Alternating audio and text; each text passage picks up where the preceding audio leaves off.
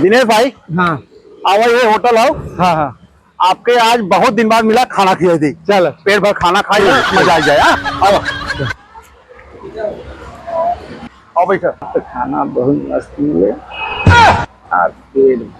मिला है नहीं के लगभग फंसा ही दे। ठीक बा। ठीक। आओ भाई। हाँ सब आओ।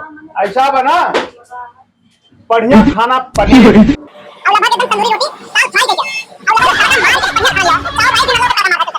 घी डाल दे है। अच्छा घी खावा। अच्छा घी डाल दे। बहुत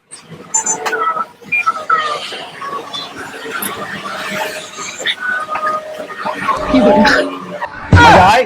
मजा आएगी, मजा आएगी एकदम पेट भर। अच्छा थोड़ा सा पैसा राम दो हो गया, थोड़ा सा तुरंत के तुरंत। हाँ ठीक पैसा राम। बिल जमा कर दीजिए आप।